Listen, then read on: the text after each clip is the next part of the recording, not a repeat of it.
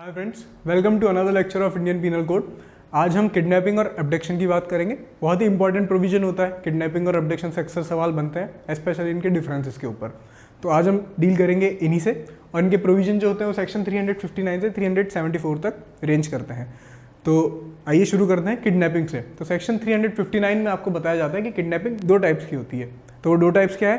पहला kidnapping from India, दूसरा kidnapping from lawful guardianship. तो 360 और 361 किडनैपिंग फ्रॉम इंडिया और किडनैपिंग फ्रॉम लॉफुल गार्डियनशिप की ही बात करते हैं। तो 360 के अंदर बताया गया कि किडनैपिंग फ्रॉम इंडिया क्या होता है। तो इसमें आपको बताया जाता है कि जब भी कभी किसी व्यक्ति को इंडिया की बाउंड्रीज, इंडिया की लिमिट से बाहर कन्वे किया जाता है, उसे ले जाया जाता है, तो आप किडनैपिंग कमिट करते हो उस व्यक्ति की, अगर आप ऐसा करते हो बिना उस व्यक्ति के कंसेंट के। सो whoever conveys any person beyond the limits of India without the consent of such person or some person legally authorized to give consent on his behalf। जब आप कभी एक व्यक्ति को इंडिया की लिमिट के बाहर ले जाते हो without the consent of such person, तो आप किडनैपिंग का ऑफेंस कमिट करते हो। तो किडनैपिंग का जो लिटरल मीनिंग है वो तो होता है child stealing, kidnapping, child stealing. पर 360 के अंदर आपको पता चलता है कि जो किडनैपिंग होती है वो चाइल्ड के साथ साथ अडल्ट के ऊपर भी एप्लीकेबल होती है। फॉर एग्जाम्पल, आपने किसी अडल्ट व्यक्ति को, अमन ने नमन को एक सब्सटेंस दिया जिससे वो बेहोश हो गया, और वो बेहोश होने के बाद में वो इंडिया से उसे अफगानिस्तान ले गया। अब ये ऑफेंस क्या होता है यहाँ पे? तो आपने बिना कंसेंट के उसे इंडिया की बाउंड्री से बाहर कन्वे किया है, तो ये आपने कौन सा ऑफेंस किया? किडनैपिंग फ्रॉम इंडिया का। और जैसे मैंने आपको बताया कि अडल्ट के ऊपर भी हो सकता है, तो can be committed on a grown up person और a minor if consent is given by major person. अगर नमन ने कंसेंट ही दे दिया कि भाई चलते हैं अपन अफगानिस्तान, तो यहाँ पर कोई ऑफेंस नहीं होगा, रीजन भी एक कंसेंट ही दे दिया है। 360 का जो ऑफेंस होता है उसके लिए नेसेसरी होता है कि कंसेंट एब्सेंट होना चाहिए, और वेरेज अगर कंसेंट मिल जाता है तो फिर वो किडनैपिंग का ऑफेंस नहीं बनता है। लेकिन अगर माइनर का कंसेंट है तो वो तो इमटेरियल होता है, अगर माइनर ने कंसेंट दिया है तो भी वो ऑफेंस रहेगा। इसे हम आगे भी पढ़ेंगे, 361 में भी पढ़ेंगे। तो ये होता है आपका किडनैपिंग फ्रॉम इंडिया का ऑफेंस। जो अगला प्रोविजन हमारा वो होता है किडनैपिंग फ्रॉम लॉफुल गार्डियन। सो जब कोई व्यक्ति किसी माइनर को, अगर बॉय है तो 16 साल से कम की उम्र, और अगर गर्ल है, लड़की है, तो 18 साल से कम की उम्र, या फिर कोई अनसाउंड माइंड का पर्सन को उसके लॉफुल गार्डियन की कस्टडी से बाहर ले जाता है, टेक्स और एंटाइसिस सच पर्सन, तो वो किडनैपिंग फ्रॉम लॉफुल गार्डियनशिप का ऑफेंस करता है। टेक्स का मतलब तो क्या होता है कि टू कॉज टू गो, किसी एक व्यक्ति को दूसरी जगह पहुंचाना, उसे ले जाना, उसे हम टेक कहते हैं। इसके अंदर एक्टिव पार्टिसिपेशन होता है। आप उसे बोलते हैं कि भाई यहाँ चल, वो चल देता है। कैसे? उसे आप एंटाइस करते हो। अब एंटाइसमेंट का मतलब होता है इंड्यूस करना। इंड्यूस का मतलब डराना धमकाना ही नहीं होता है, अल्योर करना भी होता है। आपने उसको बोला कि भाई तू मेरे साथ वहाँ चलेगा, तो वहाँ पे मेरे घर की दुकान है, वहाँ पे खूब चॉकलेट्स मिलती है, जो तेरे को पसंद है वो वहाँ पे मिलेगी। तो बच्चा ये सुनकर खुश हो गया और आपके साथ चल दिया। तो यहाँ पे आपने उसको एंटाइस किया, ल्योर किया उसने, आपने उसको कोई लुभावना ऑफर दिया जिसको वो मना नहीं कर सकता, और वो आपकी बातों में आके आपके साथ चल दिया। तो ये होता है kidnapping from lawful guardianship. A person takes और एंटाइसेस एनी माइनर और person of unsound mind out of the keeping of his lawful guardian without the consent of such guardian. जो आप बच्चे को ले जाते हो ना, वो कंसेंट गार्डियन का वहाँ पे आप नहीं लेते हो, और ये ऑफेंस आप कमिट करते हो। एक्सप्लेनेशन की बात की गई तो उसमें बताया गया कि लॉफुल गार्डियन कौन होता है? हर एक व्यक्ति जिसके पास केयर और कस्टडी है चाइल्ड की, तो वो लॉफुल गार्डियन होगा। फॉर एग्जाम्पल, अगर मेरी बहन का लड़का है छोटा और वो मेरे पास उसे छोड़ के जाती है, तो मैं उसका अगर मामा होता हूँ, मैं उसका अंकल हूँ, तो वो लॉफुल कस्टडी मेरे पास रहेगी। सिमिलरली, अगर उस बच्चे को हम स्कूल में भेजते हैं तो जो कस्टडी होगी वहाँ पे टीचर की होगी, जिसकी क्लास होगी, ठीक है। तो ऐसे कस्टडी आपकी चेंज होती है। और लॉफुल गार्डियन जो होता है वो लिमिटेड स्कोप का नहीं है, बड़े ब्रॉडर पर्सपेक्टिव पे देखा जाता है, बड़ा स्कोप होता है इसका। और उस लॉफुल गार्डियन का कंसेंट के बिना अगर आप उस बच्चे को ले जाते हो तो आप वो ऑफेंस कमिट करते हो। तो पेरेंट के अलावा लॉफुल गार्डियन भी इसमें इंक्लूडेड है। लॉफुल गार्डियन जो होता है पेरेंट को तो वो कंप्राइज करता ही करता है। एक्सेप्शन क्या कहा गया है? तो जब एक फादर होता है वो अपने इलेजिटिमेट चाइल्ड को ले जाता है इन गुड फेथ, उसे एक बेटर लाइफ प्रोवाइड करने के उद्देश्य से, फॉर एग्जांपल, और वो गुड फेथ में अपने बच्चे को वहाँ से ले जाता है जिस जगह पे वो है, तो वो ये ऑफेंस कमिट नहीं करता है। वो ऑफेंस किडनैपिंग का ऑफेंस नहीं कमिट करता है। An act is not kidnapping if committed by a person who in good faith believes himself to be the father of an illegitimate child, or who in good faith believes himself to be entitled to the custody of that child unless such act is committed for immoral or unlawful purposes। तो मैंने आपको एक example दिया कि good faith में एक better environment देने के लिए, अच्छी पढ़ाई और अच्छी अपब्रिंगिंग देने के लिए अगर कोई फादर अपने इलेजिटिमेट चाइल्ड को अपने साथ ले जाता है तो वो किडनैपिंग नहीं है, अनलेस वो तब किडनैपिंग बन जाएगी जब सामने वाले व्यक्ति का पर्पस हो कोई इमोरल या अनलॉफुल काम कराना। अगर उसका पर्पस हो कि भाई जो हमारी दुकान है वहाँ पे आके बैठेगा और ये काम करेगा मेरे साथ में, तो ये एक अनलॉफुल पर्पस हो जाता है। तो यहाँ पर ये एक्सेप्शन फॉर्म करता है। टेक्स का मतलब हमने बताया आपको एक्टिव पार्टिसिपेशन, किसी व्यक्ति को एक जगह से दूसरी जगह ले जाना, यहाँ पे माइनर या फिर अनसाउंड माइंड के व्यक्ति को एक जगह से दूसरी जगह ले जाना और एक्टिव पार्टिसिपेट करना उसके अंदर। एंटाइज का मतलब होता है ल्योर करना, इंड्यूस करना, डराना धमकाना नहीं, बस उसे इंड्यूस करना, उसे आपकी बातों में लाना, उसे लुभाना अपनी बातों से, और ये सुन के बच्चा आपके साथ चला जाता है। जैसे आपने कहा कि मेरे घर पे खूब सारी आइसक्रीम पड़ी है, मेरे साथ चलोगे तो मैं तुम्हें वो सारी आइसक्रीम्स दे दूंगा। बच्चा सुन के खुश हो गया, आपके साथ चल दिया। तो यहाँ पे आपने क्या ऑफेंस किया, आपने किडनैपिंग करी एंटाइज करके माइनर को। तो ये होता है आपका 361 का ऑफेंस। ये होता है आपके किडनैपिंग के ऑफेंसेस हमने समझे, किडनैपिंग, किडनैपिंग फ्रॉम इंडिया और किडनैपिंग फ्रॉम लॉफुल गार्डियन। अब किडनैपिंग के केसेस देख लेते हैं थोड़े। तो R versus Prince, Indian penal code के पहले लेक्चर में मैंने आपको बताया था जब हम बात कर रहे थे कि कौन से ऑफेंसेस सिर्फ एक्ट सीरियस के बेसिस पे पनिशेबल है, तो मैंने आपको बताया था जो ऑफेंसेस मेले इनसे होते हैं, जो डिफॉल्ट बाय डिफॉल्ट ही उनको ऑफेंस बताया गया है, मेन सीरिया की जरूरत ही नहीं है, तो उनमें से किडनैपिंग होता है। और जो मैंने आपको केस बताया था वो केस भी यही था, आर वर्सेस प्रिंस का केस। इसके अंदर क्या होता है कि जो लड़की होती है वो सामने वाले आदमी को बताती है कि भाई मैं मेजर हूँ, और उसके साथ में भाग जाती है। तो यहाँ पे केस उठता है, तो व्यक्ति डिफेंस लेता है कि मुझे नहीं पता था ये माइनर है, मुझे ये बताया गया था कि ये जो लड़की है वो मेजर है, इसी ने बताया था। तो इस केस के अंदर कोर्ट ने कहा कि ये डिफेंस आपको नहीं मिलेगा सिंस दी ऑफेंस इज मेला इन से। तो ये जो ऑफेंस है बाय डिफॉल्ट ही पनिशेबल है, एक्ट सीरियस के बेसिस के ऊपर ही, आपको इंटेंशन की जरूरत ही नहीं है, ऑब्जेक्ट की जरूरत ही नहीं है, the act in itself is an offence. तो यहाँ पे आर वर्सेस प्रिंस में ये कहा गया था। फिर जो हमारा दूसरा केस है वो है TD Vadgama versus state of Gujarat. TD Vadgama versus state of Gujarat. इसमें क्या था कि एक आदमी ने एक औरत को प्रॉमिस किया कि हम इस दिन, इस रात, इस समय, इस जगह पे मिलेंगे और यहाँ से फरार हो चलेंगे। तो ये जो प्रॉमिस उसने किया था कुछ महीनों पहले किया होता है, और कुछ महीनों बाद में जब वो काम ये करते हैं, वो एक जगह मिलते हैं और फरार हो जाते हैं, तो मामला उठता है कि क्या यहाँ पे इंड्यूसमेंट था उसके पार्ट के ऊपर। तो इंड्यूसमेंट था, where any person is under enticement, आपने एंटाइस किया सामने वाले व्यक्ति को, ल्योर किया अपनी बातों में, लुभाया अपनी बातों से, its effect shall be considered irrespective of when it took place. उसका प्रभाव क्या था, उसका इफेक्ट क्या था, उसका इफेक्ट तो यही निकला ना कि वो आपके साथ भाग गई आपके साथ में, ना कि ये नहीं देखा जाएगा कि आपने कितना पहले उसे इंड्यूस किया था, लेकिन उस इंड्यूसमेंट का इफेक्ट देखा जाएगा। तो ये टीडी वेडगम्मा का केस है। Person shall be liable even though no immediate effect of his statement, उसके स्टेटमेंट का कोई इमीडिएट इफेक्ट नहीं था, उसने कहा था कि XYZ दिन XYZ टाइम हम भागेंगे, तो उसका कोई इमीडिएट इफेक्ट तो नहीं था, स्टिल वो लायबल पाया जाएगा। S Varadarajan versus state of Madras. इस केस के अंदर ये बताया गया था कि अगर माइनर का कंसेंट है तो वो इररेलेवेंट है, उसका कोई वैल्यू ही नहीं है। अगर माइनर अपनी इच्छा से भी आपके साथ आना चाह रहा है, वो कहता है कि मेरे को मेरे मम्मी पापा के साथ मजा नहीं आता है, मेरे को आपके साथ चलना है, और वो आपके साथ जाता है, तो यहाँ पर भी आप लायबल होंगे, यहाँ पर भी आप डिफेंस नहीं ले सकते हो। Consent of the minor is Holi material, persuasion by accused which creates willingness on parts of minor is sufficient to attract liability। दूसरी बात, अगर आपने परसू किया ना थोड़ा भी माइनर को कि मेरे साथ चलो, तो वो भी सफिशिएंट होगा आपके पार्ट के ऊपर लायबिलिटी अट्रैक्ट करने के लिए।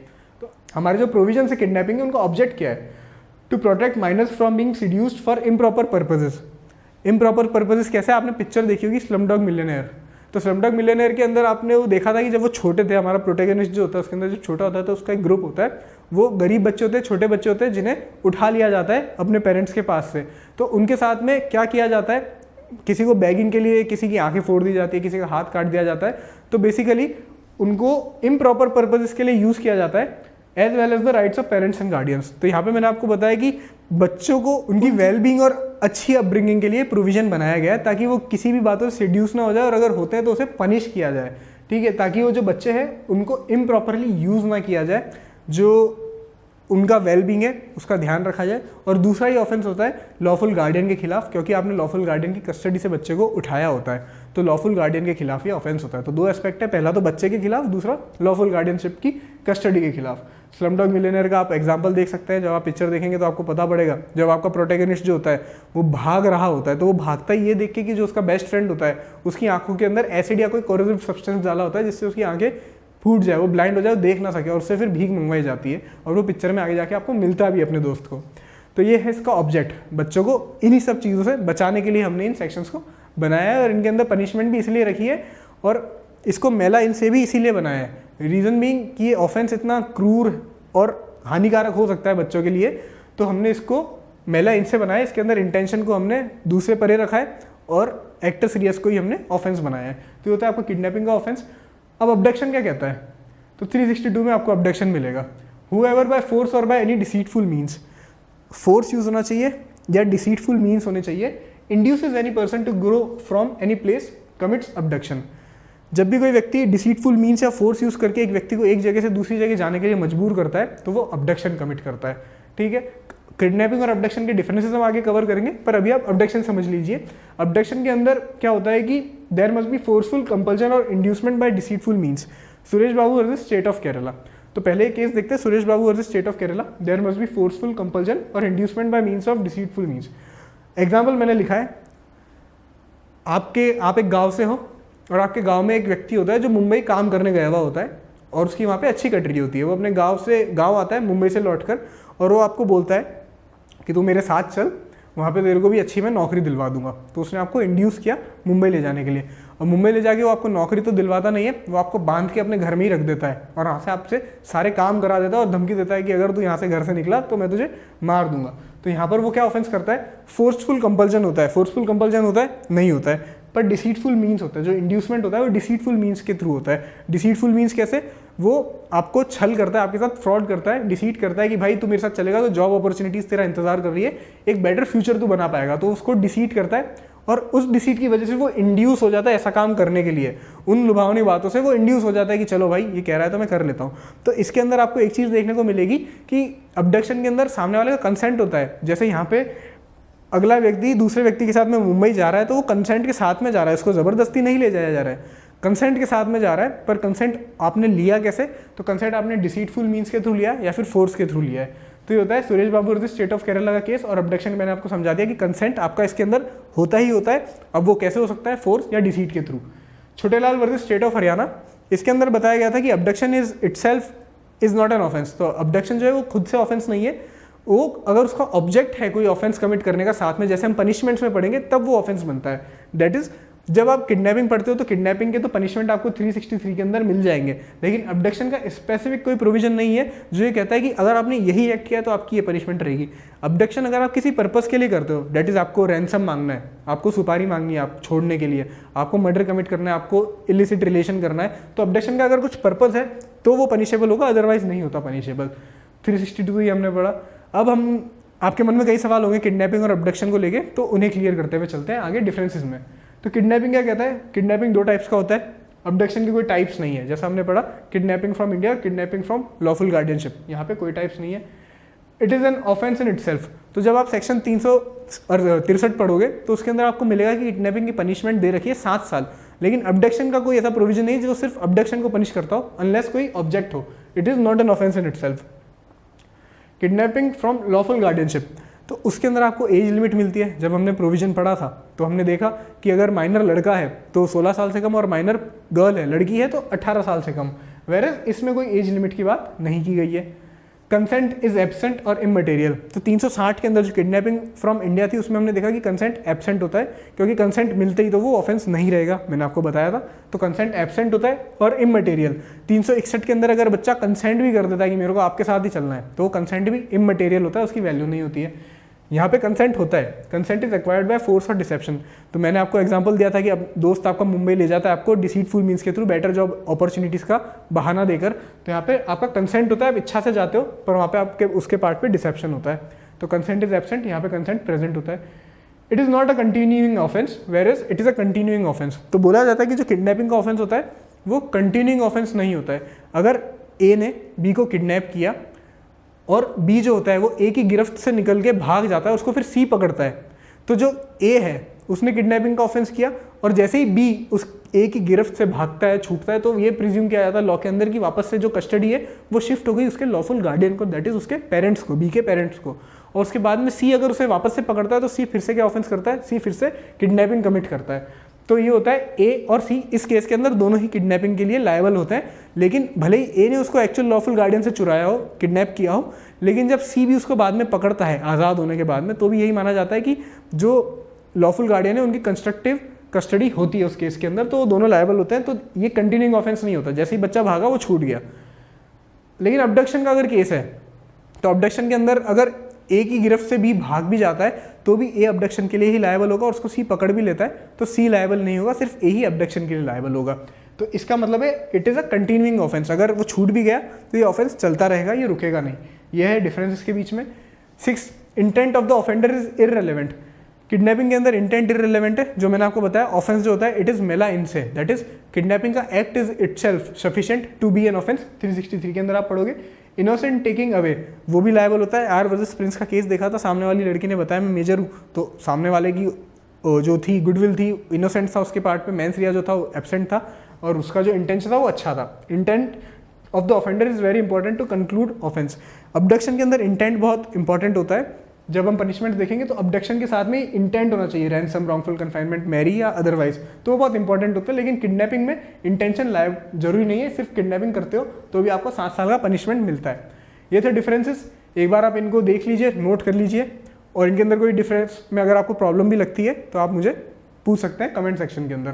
तो ये है डिफरेंसेस हमारे, और अक्सर केसेस क्वेश्चंस डिफरेंसेस के ऊपर ही बनते हैं। डिफरेंस बताइए किडनैपिंग और अबडक्शन के अंदर, तो 6 डिफरेंस होते हैं, मोर देन सफिशिएंट है।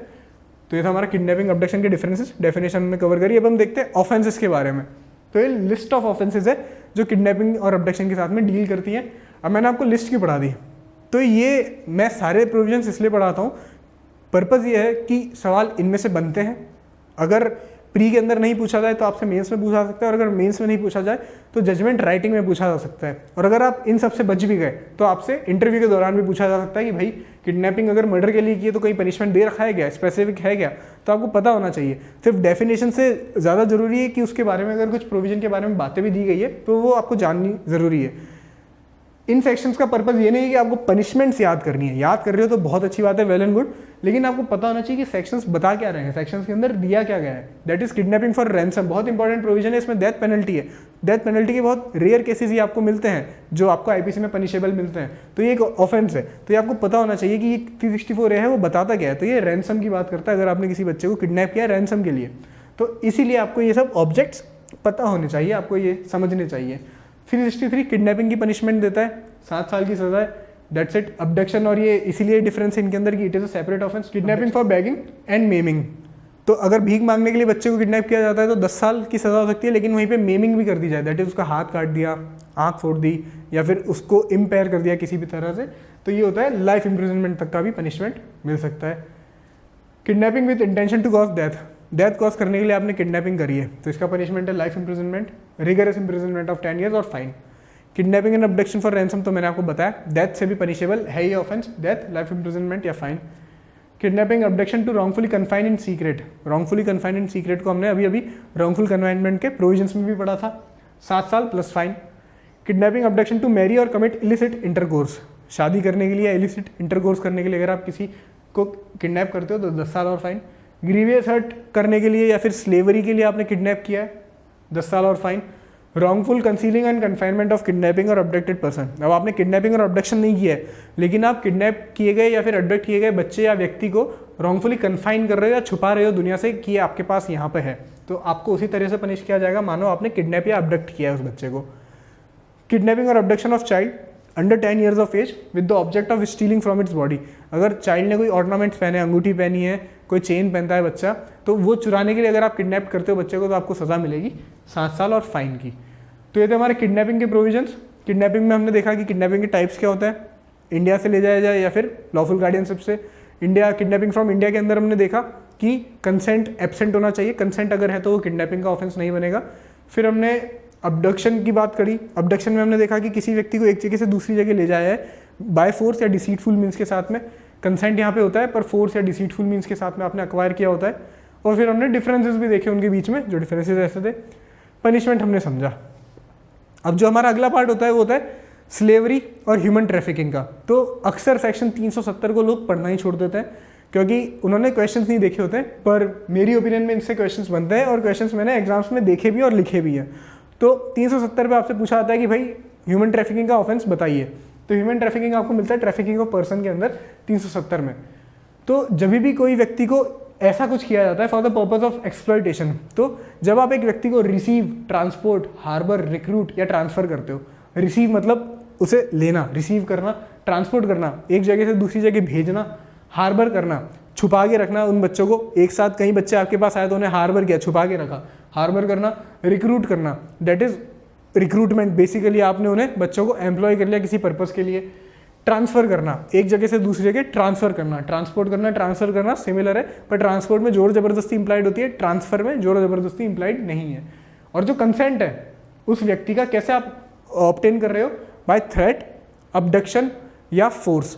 थ्रेट यूज़ करके, अबडक्शन करके या फोर्स के साथ में, इंड्यूसमेंट, अब्यूज ऑफ पावर या डिसीट के साथ में। तो इन 6 तरीक़ों से आप उसका जो है कंसेंट वो आप ऑब्टेन कर रहे हो।